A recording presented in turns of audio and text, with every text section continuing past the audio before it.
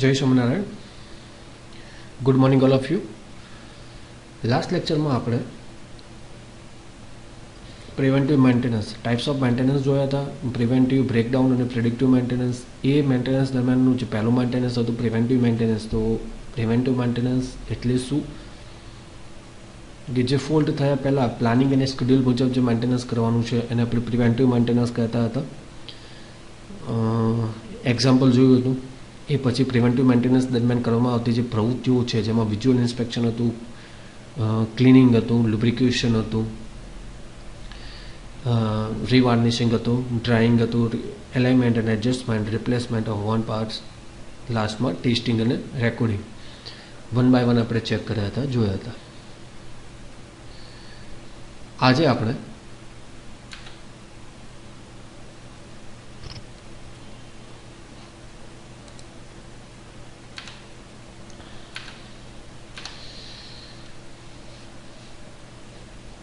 topic cover in today's lecture is first one, function of preventive maintenance department. preventive department જે છે maintenance department, એના function અથવા તો એનું કાર્ય શું હોય છે, advantages and disadvantages of preventive maintenance.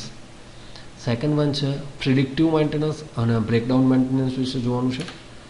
And third one, economics and scope of preventive maintenance.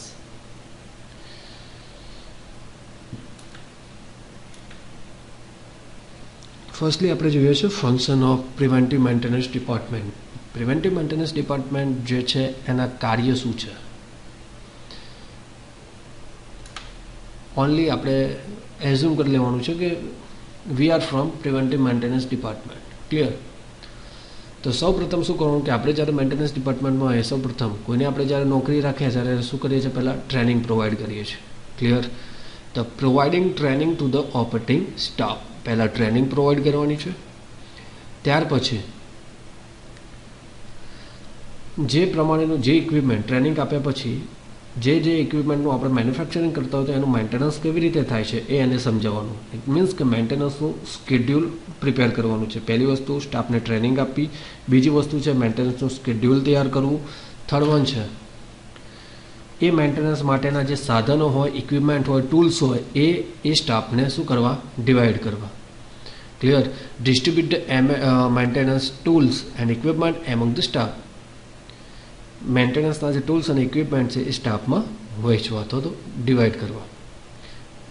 Training આપી, મેન્ટેનન્સનું સ્કેડ્યુલ પ્રિપેર કર્યું, ત્યાર પછી એ મેન્ટેનન્સ માટેના જે સાધનો છે એ એને પ્રોવાઈડ કરવા. ચોથી વસ્તુ છે, હવે આટલી વસ્તુ લઈ હવે આપણે કોઈ જગ્યાએ મેન્ટેનન્સ કરવા માટે જઈએ છીએ તો પહેલાં શું કરશું, એ ઇક્વિપમેન્ટને ચેક કરશું. ક્લિયર? ચેક કર્યા પછી આપણને એક અંદાજો આવશે કઈ જગ્યાએ ડેમેજ છે, કયો પાર્ટ્સ ઘસાયેલો છે. ક્લિયર? કઈ જગ્યાએ લૂઝ કનેક્શન છે, કઈ જગ્યાએ લુબ્રિકેશનની જરૂર છે. ઇટ મીન્સ કે એ બધું ચેકલિસ્ટમાં આવશે. આપણે નોર્મલી આપણે જ્યારે કાર સર્વિસમાં મૂકવા જોઈએ છીએ ત્યારે એનો જે સર્વિસ એન્જિનિયર હશે એ પહેલાં આપણે શું કરે છે, કારની ટેસ્ટ ડ્રાઈવ લે છે. ઇટ મીન્સ કે એ કારને પહેલાં ચેક કરે છે. ચેક કર્યા પછી તમે કદાચ જોયું હશે તો એક ચેકલિસ્ટ અથવા તો ફોર્મ લઈને આવતો હોય છે જેમાં એ શું વસ્તુ ટીક માર્ક કરતો હોય છે. ક્લિયર? કે આ ગાડીમાં કઈ જગ્યાએ ફોલ્ટ રહેલો છે.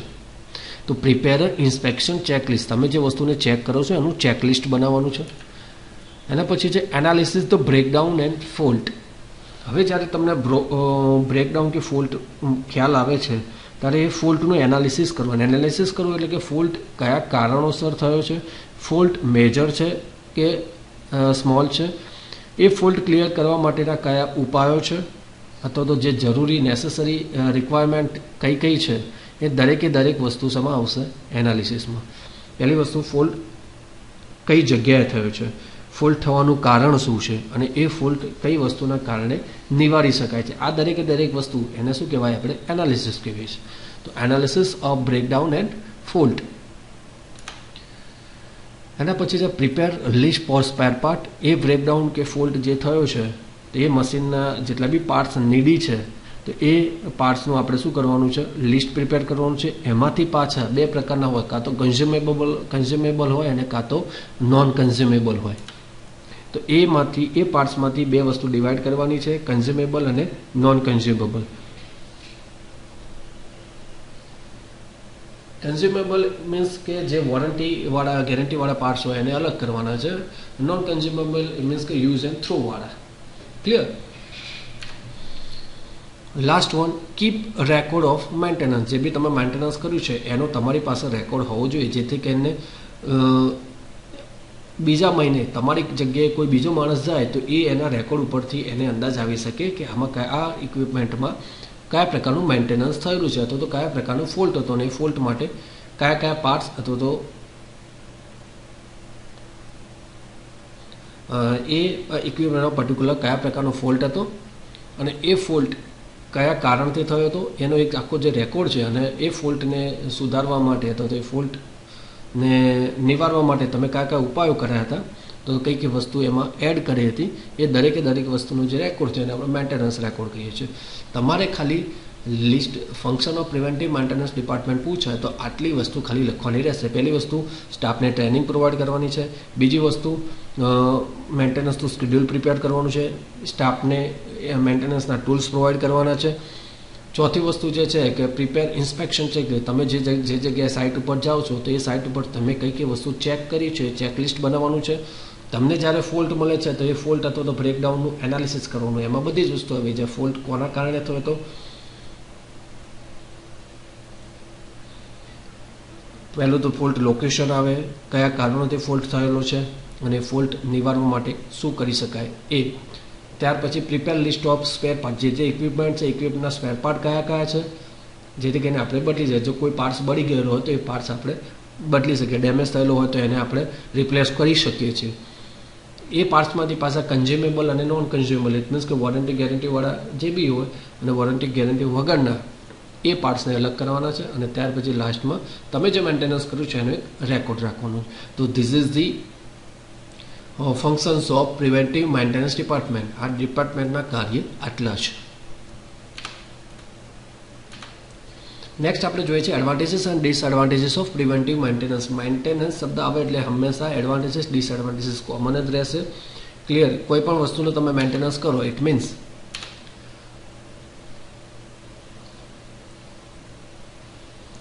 Preventive maintenance we can prevent major damage of equipment done by small fault. નાના નાના ફોલ્ટના કારણે જે બી મેજર ફોલ્ટ થાય છે એ મોટા નુકસાન, નાના નાના ફોલ્ટના કારણે જે મોટું નુકસાન ઇક્વિપમેન્ટમાં આવતું હોય એ નુકસાનને આપણે શું કરી શકીએ છીએ, અટકાવી શકીએ છીએ અથવા તો રોકી શકીએ છીએ. એનર્જી સેવ અથવા તો એનર્જીની બચત કરી શકીએ છીએ. Better conservation of machine and increase life of equipment. Life again આપણે જે મેન્ટેનન્સના ફાયદા થાય એ પ્રમાણે છે. એનર્જીની બચત થાય છે, ઇક્વિપમેન્ટની લાઈફમાં વધારો થાય છે. કોઈ પણ મશીનને તમે જો સારી રીતે સાચવો તો એની લાઈફ વધે. આપણે નોર્મલી છે સ્કૂટરમાં, જો સ્કૂટર એક્ટિવા ગમે તે 2 વ્હીલર 4 વ્હીલર તમે જો રેગ્યુલર બેઝ ઉપર સર્વિસ કરાવશો તો એની લાઈફ વધશે જ. ક્લિયર. લાંબા સમય સુધી ચાલે છે. એના પછી છે reduce the cost of maintenance. Regularly જો પ્રિવેન્ટિવ મેન્ટેનન્સ કરાવો છો તો મેન્ટેનન્સનો જે ખર્ચો છે એ ઓછો આવે છે. બ્રેકડાઉન મેન્ટેનન્સ જે કહીએ છીએ, બ્રેકડાઉન મેન્ટેનન્સ થાય કારણ કે ફોલ્ટ થતાં શું થશે, નાના નાના ફોલ્ટ અટકી જશે. નાના ફોલ્ટમાં જ તો તમારો પ્રોબ્લેમ સોલ્વ થઈ જતો તો મેજર ફોલ્ટનો જે ખર્ચો આવે છે એ ઘટે છે. એટલે reduce the cost of maintenance, breakdown maintenance. હવે જો મશીન તમારું પ્રોપર વર્ક કરતું હોય, તમારી જો કાર છે રેગ્યુલર સર્વિસ કરી છે ક્લિયર, તો એના કારણે શું થશે, એની એવરેજ મેન્ટેન રહેશે. એવરેજ મેન્ટેન ઇટ મીન્સ કે જે ફ્યુલ કોસ્ટ છે જે આપણા ભાર ઉપર હોય છે ક્લિયર, એ ફ્યુલ કોસ્ટ આપણને કેવું પડે, ઓછું પડે કારણ કે એવરેજ વધારે છે. એ જ રીતે કોઈ કંપની હોય, કોઈ ઇન્ડસ્ટ્રીઝ હોય તો એમાં જેટલા બી મશીનરીઝ ઇક્વિપમેન્ટ યુઝ થાય છે, જો તમે એનું રેગ્યુલર મેન્ટેનન્સ કરશો તો શું થશે, એ મશીન પ્રોપરલી વર્ક કરશે. ઇટ મીન્સ કે એનું જે પ્રોડક્શન હશે આઉટપુટ વધારે આવશે. કંપનીમાં શું હોય, આઉટપુટ તરીકે પ્રોડક્શન હશે, તો increase the production of manufacture ઇન્ડસ્ટ્રીમાં પ્રોડક્શન વધે છે. Operator and staff get safety and protection. જો મશીન તમારું પ્રોપર વર્ક હશે, રેગ્યુલર મેન્ટેનન્સ કરાયેલું હશે તો એ મશીનના કારણે જે મશીનને ઓપરેટ કરે છે અથવા તો જે બીજો સ્ટાફ છે એને સેફટી મળે છે અને પ્રોટેક્શન મળે છે. ઘણી ખરી જો પ્રોપર મેન્ટેનન્સ ના હોય તો એવા કિસ્સામાં એક્સિડન્ટ થવાના ચાન્સીસ વધી જતા હોય છે. ક્લિયર. મશીનના રિલેટેડ એક્સિડન્ટ થવાના ચાન્સીસ વધી જતા હોય છે. જો તમે એને રેગ્યુલર મેન્ટેનન્સ કરશો તો એના કારણે વર્કરને બી સેફટી મળે છે અને પ્રોટેક્શન પ્રોવાઈડ થાય છે.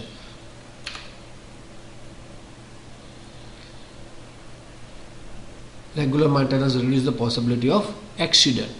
સેમ થિંગ કારને તમારે ઇમેજ કરી દેવાનું. જો તમે કાર સર્વિસ રેગ્યુલર કરાવશો ઇટ મીન્સ કે એમાં એક્સિડન્ટ થવાના ચાન્સીસ વધી જશે. જે ફોલ્ટ થાય છે નાના નાના એ વધી જાય. ઘણી વખત એન્જિન લોક થઈ જતું હોય છે. ક્લિયર. જો તમે મેન્ટેનન્સ રેગ્યુલર કરાવો છો, ઓઇલની ચકાસણી રેગ્યુલર કરતા હોય છે, ક્લિયર, તો એ કારને ડેમેજ થવાના ચાન્સીસ બહુ જ રેર કેસમાં રહેતા હોય છે. સામે એટલા ડિસએડવાન્ટેજીસ પણ છે. તો પહેલાં પ્રિવેન્ટિવ મેન્ટેનન્સ કરવા માટે ટ્રેનેડ સ્ટાફની જરૂર પડે. જેટલો ટ્રેન સ્ટાફ હોય ઇટ મીન્સ કે એનું જે કોસ્ટિંગ છે એ વધી જાય, કારણ કે એને હાઈ સ્કેલ પગાર ચૂકવવા પડતા હોય છે. Chance two fault. કોઈ પણ પ્રકારનું મેન્ટેનન્સ કરો છતાં પણ ફોલ્ટ તો થશે જ. ક્લિયર. અને જો વારે ઘડીએ તમે મેન્ટેનન્સ કરશો તો એના કારણે શું થશે કે જે ઇન્ટરનલ પાર્ટ્સ હશે એ ડેમેજ થવાના ચાન્સીસ પણ લાગે છે, કારણ કે ફ્રિક્શન ઘસારો તો લાગે છે, એ ડેમેજ થવાના ચાન્સીસ રહેલા છે. Damage components of equipment. This are the disadvantages of preventive maintenance. Question તમને પૂછા છે કે એડવાન્ટેજીસ અને ડિસએડવાન્ટેજીસ લખો, તો આજે મેં કીધા એ એડવાન્ટેજીસ અને ડિસએડવાન્ટેજીસ તમારે તમારી એક્ઝામમાં લખવાના રહેશે. હવે જોઈએ છે predictive maintenance. Predictive maintenance is maintenance that monitors the performance and condition of equipment during normal operation to reduce the likelihood of failures, also known as condition-based maintenance. તો મેં જે કીધું એ પ્રમાણે કે પ્રિવેન્ટિવ મેન્ટેનન્સ એટલે કે ફોલ્ટ થયા પહેલાં, બ્રેકડાઉન એટલે કે ફોલ્ટ થયા પછી. પણ પ્રિડિક્ટિવ મેન્ટેનન્સ છે ઇટ મીન્સ કે પ્રિડિક્ટ કરવાનું છે. મેં એક ઉદાહરણ આપ્યું તો તમને લાસ્ટ લેક્ચરમાં કે આપણે નોર્મલી તમે બધા ક્રિકેટ મેચ જોવો છો તો ક્રિકેટ મેચની અંદર સ્કોરને પ્રિડિક્ટેબલ સ્કોર બતાવવામાં આવે છે. કોના બેઝ ઉપર? તો નેટ રન રેટના આધારે. સેમ થિંગ કોઈ બી વસ્તુને પ્રિડિક્ટ કરવાની છે. તમારું ઇક્વિપમેન્ટ કઈ કન્ડિશનમાં છે, હાલ એની વર્કિંગ કન્ડિશન કેવું છે અને એ કેવી રીતે ઓપરેટ થઈ રહ્યું છે, તો એના બેઝ ઉપર તમારે એનું પ્રિડિક્ટિવ મેન્ટેનન્સ કરવાનું છે. ક્લિયર. અહીંયા એક વસ્તુ લખેલી જ છે કે predictive maintenance is the maintenance that monitor the performance. Clear. એ ઇક્વિપમેન્ટના પરફોર્મન્સ, ઇક્વિપમેન્ટની જે કન્ડિશન છે એને મોનિટર કરે છે, એને ચેક કરે છે, એના બેઝ ઉપર એનું મેન્ટેનન્સ નક્કી થતું હોય છે. ક્લિયર. નોર્મલ કન્ડિશનમાં કેવી રીતે એનું વર્કિંગ હતું એના બેઝ ઉપર એને મોનિટર કરીને જે મેન્ટેનન્સ નક્કી કરવામાં આવે છે અને પ્રિડિક્ટિવ મેન્ટેનન્સ કહે છે. પ્રિડિક્ટિવ મેન્ટેનન્સની નોર્મલ ડેફિનેશન ઇટ મીન્સ કે કોઈપણ ઇક્વિપમેન્ટ અથવા તો ઇન્સ્ટ્રુમેન્ટની વર્કિંગ કન્ડિશનનો ખ્યાલ રાખીને અથવા તો વર્કિંગ કન્ડિશનને ધ્યાનમાં રાખીને જે મેન્ટેનન્સ કરવામાં આવે છે તેને આપણે પ્રિડિક્ટિવ મેન્ટેનન્સ તરીકે ઓળખીએ છીએ. નોર્મલ એક એક્ઝામ્પલ આપું છું કે ઓઇલ ચેન્જ ઇન બાઇક. તમે બાઇકમાં ઓઇલ ચેન્જ કરાવતા હશો. ક્લિયર. નોર્મલી આપણે શું કરીએ છીએ કિલોમીટર જોઈને. તમને કહી દીધું કે ભાઈ તમે ધારો કે 1000 કિલોમીટરે તમારે હવે નેક્સ્ટ ઓઇલ ચેન્જ કરાવવાનું છે, તો તમે જો ધ્યાનમાં રાખો છો કે હું 1000 કિલોમીટર થઈ ગયા ઓઇલ બદલી નાખું તો એ પ્રિવેન્ટિવ મેન્ટેનન્સ થશે. બરોબર છે. પરંતુ પ્રિડિક્ટિવ મેન્ટેનન્સ એટલે શું કે તમે 1000 કિલોમીટર થયા પછી પણ ઓઇલને પહેલાં શું કરો છો? ક્વોલિટી ચેક કરો છો કે ઓઇલમાં બ્લેકનેસ છે કે નહીં, ઓઇલની થિકનેસ પ્રોપર છે કે નહીં. ક્લિયર. જો આ તમે એની ઓઇલની ક્વોલિટી ચેક કરો અને પછી જો ઓઇલ બદલો તો એ પ્રિડિક્ટિવ મેન્ટેનન્સ થાય. ક્લિયર. બાઇકનું નોર્મલ ઓઇલ ચેન્જ કરાવો છો, જો તમે કિલોમીટરની દસે તમને ધારો કે તમારા મિકેનિસ્ટે કીધું કે 1000 કિલોમીટર પૂરા થાય ત્યારે તમે ઓઇલ બદલાવજો. ક્લિયર. અને જો તમે 1000 કિલોમીટર પૂરા થાય અને ઓઇલ બદલી નાખો છો તો એ તમારું પ્રિવેન્ટિવ થાય. પરંતુ 1000 કિલોમીટર પૂરા થયા પછી પહેલાં તમે શું ચેક કરો છો? ઓઇલની ક્વોલિટી ચેક કરો છો. ક્લિયર. કે એની બ્લેકનેસ કેટલી છે, વિસ્કોસિટી કેટલી છે, એની ક્વોલિટી ચેક કર્યા પછી ઇટ મીન્સ કે ચાલે એવું છે કે નહીં. જો પ્રોપર ચાલે એવું હોય તો તમે હજી 1000 કિલોમીટર થયા પછી બીજા 100, 200, 300 કિલોમીટર સુધી ચલાવશો. ક્લિયર. જો નહીં ચાલે એવું હોય તો બદલાવશો. ઇટ મીન્સ કે it's depends on quality of oil. તમે ઓઇલને પહેલાં શું કરો છો? ચેક કરો છો. ક્લિયર. તો કોઈ પણ ઇક્વિપમેન્ટ મશીન હોય એની પહેલાં શું કરીએ છીએ? આપણે વર્કિંગ કન્ડિશન ચેક કરીએ છીએ અને પછી જ એનું મેન્ટેનન્સ કરીએ, એને પ્રિડિક્ટિવ કહેવાય. તો જો કિલોમીટરના બેઝ ઉપર તમે ઓઇલ બદલી નાખો તો એ પ્રિવેન્ટિવ થશે, પણ ઓઇલની ક્વોલિટી ચેક કર્યા પછી જો તમે એનું મેન્ટેનન્સ કરો છો it means it's predictive maintenance. Done. એના advantages same thing, we can prevent major damage of equipment done by small fault. Maintenance એ બધા જ એડવાન્ટેજીસ ડિસએડવાન્ટેજીસ સેમ આવશે. ક્લિયર? કોઈ પણ વધારાનો એડવાન્ટેજીસ કોમન જ છે. એક જ આન્સર તમારા દરેક મેન્ટેનન્સ, કોઈ પણ પ્રકારનું મેન્ટેનન્સ પૂછે એડવાન્ટેજ સેમ રહેશે.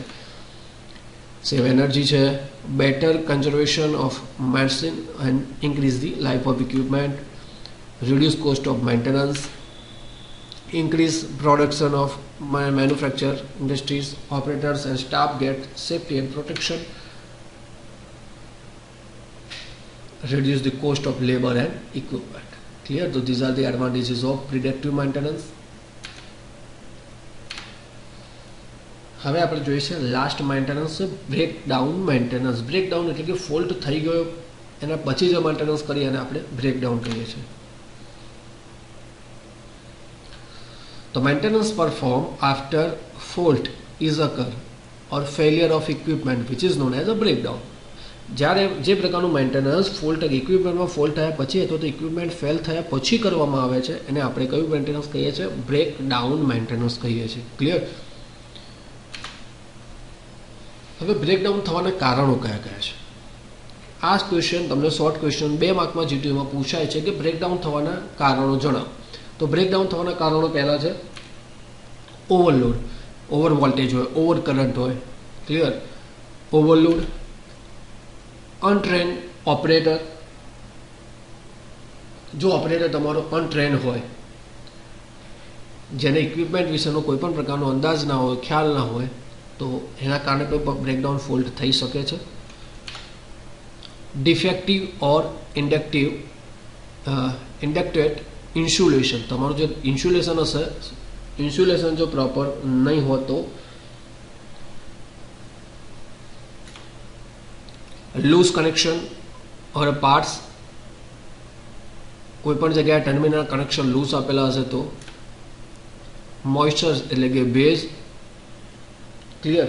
એ સિવાય ઘસારો પણ હોઈ શકે, ફ્રિક્શન જે આપણે કહીએ છીએ, વર્કરની કોઈ બેદરકારી હોય જે આપણે અનટ્રેન્ડ ઓપરેટરમાં આવી ગયું છે. ક્લિયર? તો these are the reason for the breakdown. તમને કદાચ શોર્ટ ક્વેશ્ચન પૂછાય કે બ્રેકડાઉન થવાના કારણો કયા કયા છે? તો બ્રેકડાઉન થવાના કારણોમાં પહેલું છે overload, untrained operator, defective insulation, loose connection અને મોઇસ્ચર્સ. ક્લિયર? તો these are the reason for the breakdown. Replacement of wear and tear parts એટલે કે ઘસાયેલા પાર્ટ્સ છે. ક્લિયર? ફ્રિક્શન કહીએ છીએ અથવા તો ઘસારો કહીએ છીએ આપણે.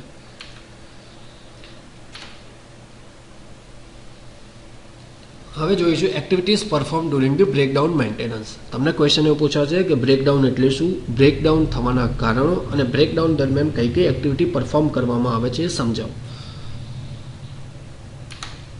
પહેલી વસ્તુ છે લોકેટિંગ ધી પ્રોબ્લેમ.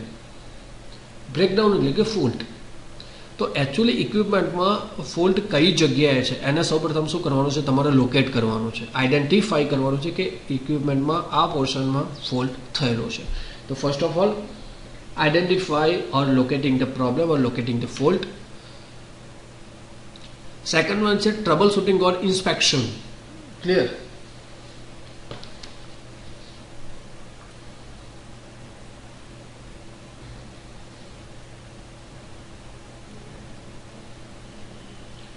ટ્રબલ શૂટિંગ છે. ટ્રબલ શૂટિંગ એટલે ફોલ્ટ કયા કારણથી થયો છે. ફોલ્ટનું એક વખત તમને લોકેશન મળી ગયું, લોકેશન મળ્યા પછી તમે શું કરશો? એ ફોલ્ટ થવાના કારણો શોધશો. અધરવાઇઝ ઇન્સ્પેક્શન, ફોલ્ટ થવાનું કારણ એને આપણે ટ્રબલ શૂટિંગ કહીએ છીએ.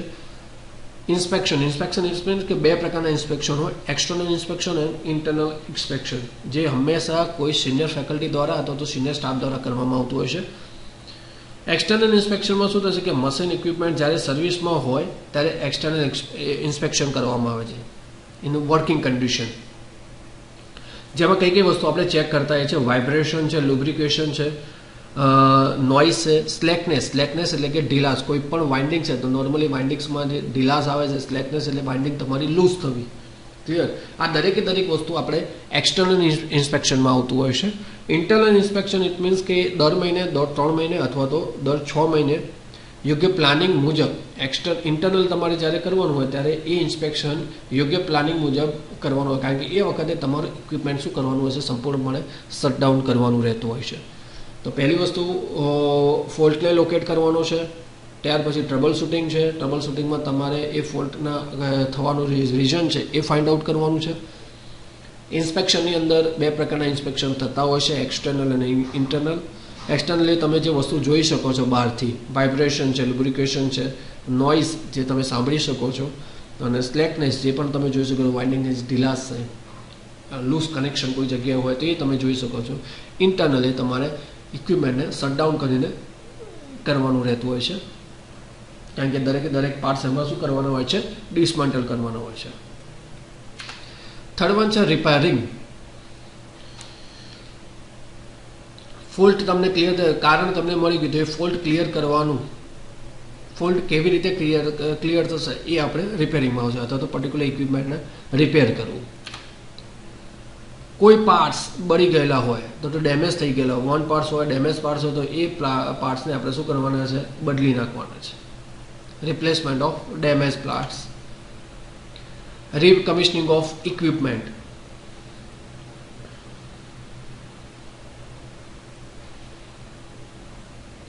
દરેક વસ્તુ ડેમેજ થઈ ગયો પાર્ટ, ફોલ્ટ ક્લિયર થઈ ગયો, ત્યાર પછી આનું ટેસ્ટિંગ કરવાનું છે. ટેસ્ટિંગ અને રીકમિશનિંગ. ઇટ મીન્સ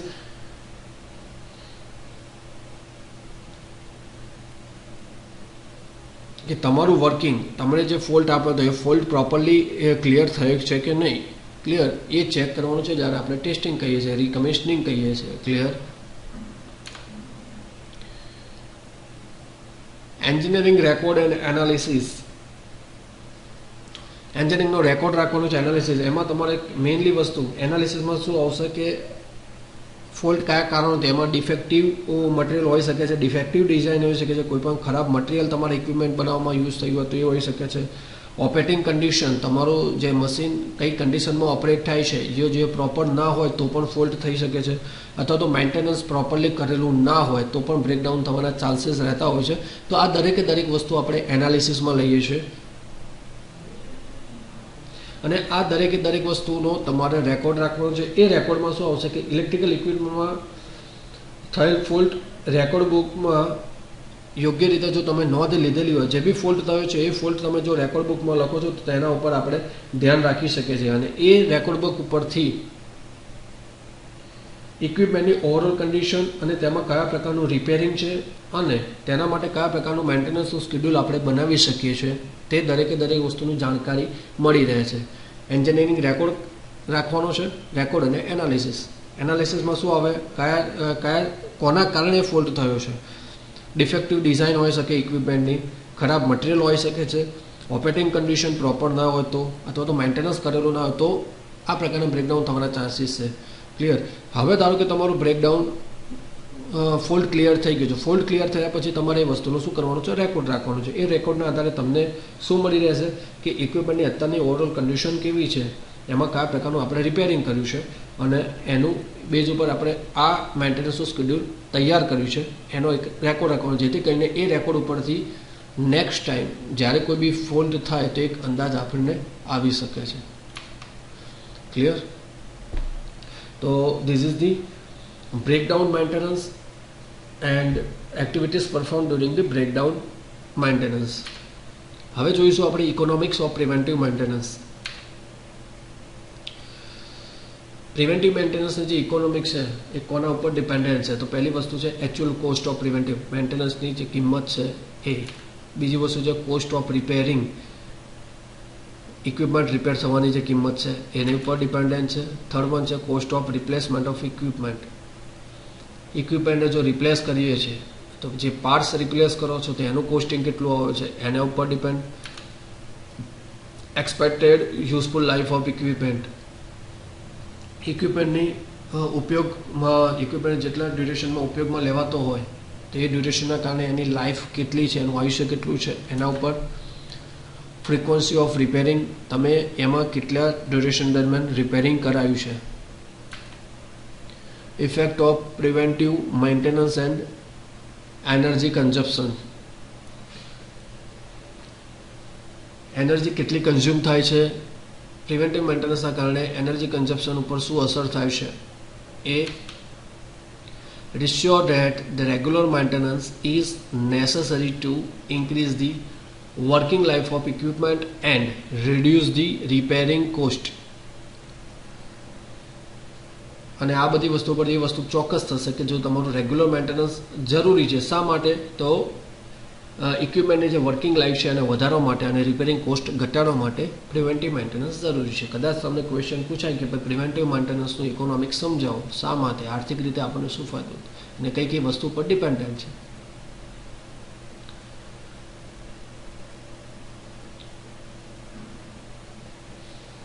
તો એક actual cost of preventive maintenance છે. કોસ્ટ ઓફ રિપેરિંગ, કયા પ્રકારનું રિપેરિંગ છે, રિપેરિંગ કરાયું છે, રિપેરિંગની કિંમત કેટલી આવી, એમાં કોઈ પાર્ટ્સ બદલાયા છે તો એની કિંમત કેટલી હતી, અને એ કરાયા પછી તમારા ઇક્વિપમેન્ટની લાઈફમાં કેટલો વધારો થયો છે અથવા તો કેટલી ઉપયોગમાં લેવાય છે. ક્લિયર? કેટલા ડ્યુરેશન દરમિયાન તમે રિપેરિંગ કર્યું છે, ઇન્ટરવલ ઓફ રિપેરિંગ કહેવાય. 3 મહિને 4 મહિને આટલું મેન્ટેનન્સ તમે જે કર્યું હતું, તો રિપેરિંગ કેટલા ડ્યુરેશન માટે ચાલ્યું હતું એ પણ તમે લઈ શકો છો. એ ઇફેક્ટિવ પ્રિવેન્ટિવ મેન્ટેનન્સ, એનાથી એનર્જી કન્ઝપ્શન, જે એનર્જી કન્ઝ્યુમ થાય છે એમાં કોઈ અસર આવી છે કે નહીં, એ આ દરેક factor which is affecting the preventive maintenance. Preventive maintenance economics શું છે તો તમારે આટલા 6 સેન્ટેન્સ જ લખવાના છે. અને લાસ્ટલી આ દરેક વસ્તુ જો તમે ધ્યાનમાં રાખો તો એનાથી શું થશે? ઇક્વિપમેન્ટની લાઈફમાં વધારો થશે અને રિપેરિંગ કોસ્ટ ઘટે છે. નોર્મલી ક્વેશ્ચન જનરલી પૂછાતું નથી, પણ સમાવ રીઝન કદાચ પૂછે જાય તો એનો આન્સર તમારે આ રીતે લખવાનો રહેશે. લાસ્ટ વન છે scope of preventive maintenance. Preventive મેન્ટેનન્સનો સ્કોપ શું છે? Much important of preventive maintenance in industry.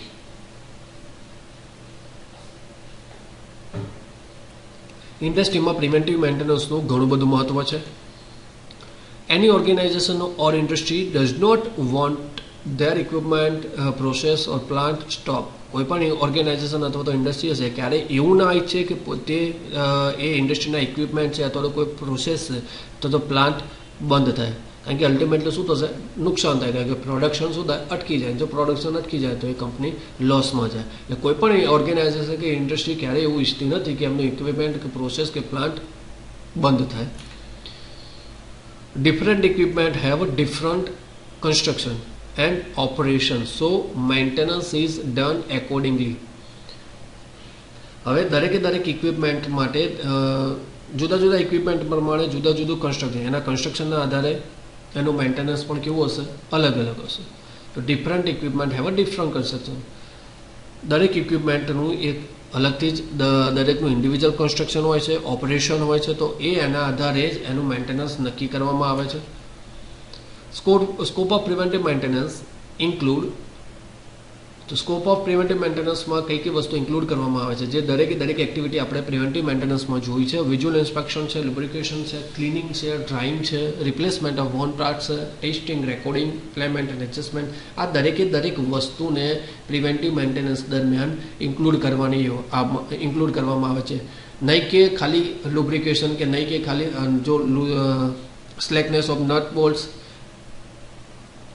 જે નટ બોલ્ટની લૂઝ કનેક્શન હોય છે, ઓનલી એ જ નથી જોવામાં આવતું કે નથી કોઈ ઓનલી લુબ્રિકેશન જોવામાં આવતું કે ઓનલી વિઝ્યુઅલ ઇન્સ્પેક્શન જોવામાં આવતું. એમાં દરેક વસ્તુનો સમાવેશ કરવામાં આવે છે. વિઝ્યુઅલ ઇન્સ્પેક્શનથી માંડીને એલિમેન્ટ એડજસ્ટમેન્ટ સુધીના દરેક parts. Operator have to work carefully and efficiently as the equipment work without any trouble. This increase the productivity. હવે મશીનની સાથે ઓપરેટરે પણ ધ્યાનમાં લેવાનું છે. જે મશીનને ઓપરેટ કરે છે તો એને પણ કેરફુલી વર્ક કરવાનું છે, મોર વધારે એફિશિયન્સીથી કાર્ય કરવાનું છે, જેથી કરીને શું થશે? ઇક્વિપમેન્ટ તમારું જે છે એ કોઈપણ પ્રકારની ટ્રબલ અથવા તો કોઈપણ મુશ્કેલી વગર કન્ટિન્યુ ચાલુ રહે છે. અને એના કારણે જેટલું ઇક્વિપમેન્ટ તમારું કન્ટિન્યુઅસ ચાલુ રહેશે એટલી જ તમારી પ્રોડક્ટિવિટી વધે છે. અને પ્રોડક્ટિવિટી વધવાને કારણે શું થશે? કંપનીને એટલો વધારે નફો થશે. કંપનીને જેટલો પ્રોફિટ થશે એટલું જ એમના જે વર્કર્સ હશે એ વર્કર્સમાં શું થાય છે? ડિવાઈડ થાય છે. એટલે વર્કરનું પણ મનોબળ શું થાય છે? વધે છે. Hence the great importance in large and medium scale industries. આટલા માટે જ આ પ્રિવેન્ટિવ મેન્ટેનન્સનું મોટી ઇન્ડસ્ટ્રી અથવા તો મીડિયમ સ્કેલ ઇન્ડસ્ટ્રીમાં વધારે ઇમ્પોર્ટન્સ અથવા મહત્ત્વ આપવામાં આવે છે. તો this is the scope of preventive maintenance. આટલા મુદ્દા તમારે એમાં લખવાના રહેશે. ક્લિયર? સો અહીંયા આપણે ચેપ્ટર 1 પૂરું થાય છે, preventive maintenance. Clear? If you have any doubt regarding this chapter, you can WhatsApp me on my number 8905624797. In next lecture, we will start chapter number 2, maintenance of transformer. Till Jai Swaminarayan and thank you.